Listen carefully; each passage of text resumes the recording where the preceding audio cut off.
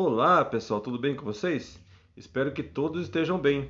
Hoje eu estou aqui para falar de arte. Eu vou explicar para vocês a atividade da semana 7 do quarto ano. Vamos lá?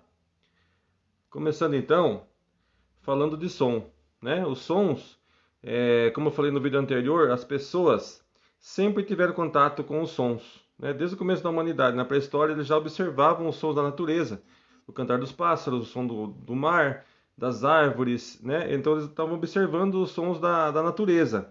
E na Idade da Pedra Lascada, eles faziam alguns objetos, né? Então eles foram criando os instrumentos musicais para imitar os sons que eles estavam observando, o som da natureza, né? E muitos instrumentos eram criados com ossos de animais. Temos aqui o exemplo de uma flauta pré-histórica, né? Criada com ossos de animais. Vamos lá então.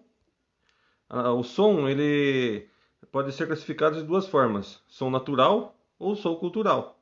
Som natural é produzido pela natureza, sem intervenção do homem. Aqui estamos tendo um exemplo de uma cachoeira, né? O som da cachoeira é um som natural porque ela não precisa de ninguém produzir o som. Ela é naturalmente, o som é natural. Então por isso que ele é considerado um som natural.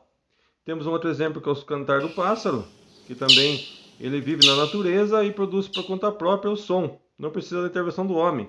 Por isso é um som natural também. Agora nós temos uma outra classificação do som, que são os sons culturais. Aí sim precisa da intervenção do homem. Temos o exemplo do trem, né? Preciso do homem produzi-lo, por isso ele é um som cultural. Um outro exemplo são os carros, né? Nas grandes cidades ou pequenas cidades, que também são considerados sons culturais, porque precisa da intervenção do homem para produzir. Então eu falo que quando o som é natural, ele é produzido pela natureza, sem intervenção do homem. E quando o som é cultural, é produzida com a intervenção do homem. Temos um outro exemplo aqui são os instrumentos musicais, que precisa, para produzir esse som, é necessário um músico, né? Um músico que produz os sons dos instrumentos musicais. Por isso, eles também são considerados sons culturais. Agora nós vamos falar sobre as propriedades do som. As propriedades do som são 4. São eles: altura, intensidade, timbre e duração.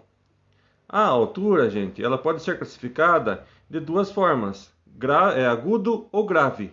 Temos um exemplo de som agudo, que é o som do violino.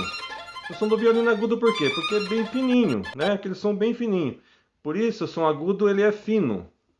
E aqui é o exemplo do som grave, que é o som do trombone. Um outro instrumento musical que é o trombone, ele tem um som grosso, por isso ele é grave. Então a altura do som pode ser agudo ou grave. Agora, a intensidade do som, que é uma outra propriedade que tem duas classificações também. Ela pode ser forte ou fraco, né? Se você já esteve em algum lugar que você ouviu um som tão forte, mas tão forte que até doía seus ouvidos? Então temos um exemplo aqui, o som do trem, né? Que é um som forte. E o som fraco, né? Alguém já precisou falar bem baixinho, né? Falar no ouvido, cochichar? Um exemplo do som fraco, né? Então a intensidade do som pode ser forte ou fraco. Uma outra propriedade do som é o timbre. O timbre, ela serve para diferenciar os sons. Aqui nós temos um exemplo: a voz, piano e violino, né? Os três, por exemplo, eles estão utilizando a mesma nota musical. O dó maior, por exemplo, a nota é a mesma, mas os sons são diferentes, né? Que nem a voz tem um timbre, o piano tem um outro timbre e o violino um outro timbre. Embora eles tenham tocado o mesmo acompanhado, a mesma nota musical. Vamos lá. Duração. O que é a duração de um som? A duração do som ela pode ser curto ou longo. O que é som curto? Nós podemos dar um exemplo aqui do relógio, né? O som curto, porque o som curto é aquele som que começa e já logo termina. A duração dela é muito curta, né? A duração do som é muito curto. que nem o relógio tic-tac, tic-tac. Então, é uma sequência de sons curtos. Mas o som do mugido da vaquinha, por exemplo, é um som longo, porque ela começa e demora a terminar, né? Então, a duração do som é maior. Por isso, nós dizemos que o som do mugido da vaquinha é um som longo. E aqui, gente, eu trago para vocês uma atividade. Aqui está falando, olhe as figuras abaixo e assinale com L para som longo, o som que começa e demora a terminar. Ou C para som curto, aquele som que começa e logo termina. As imagens que vocês acham que o som é longo, vocês vão assinalar com L. Onde vocês acham que o som é curto, a imagem que você acha que o som é curto, você vai assinalar com C. E pessoal, eu espero que vocês tenham entendido e compreendido.